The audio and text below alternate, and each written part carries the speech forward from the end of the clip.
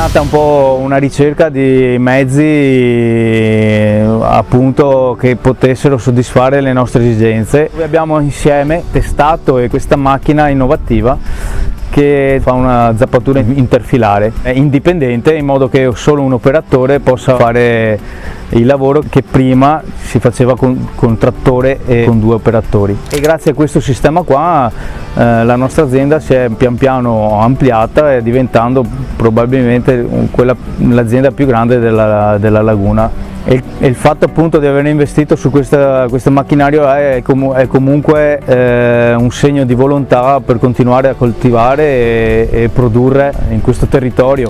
E in agricoltura sicuramente dovranno prevedere di lavorare sempre più non per produrre con i metodi tradizionali e vendita all'ingrosso, ma cercando di sviluppare e creare dei servizi appropriati a un turismo ecosostenibile.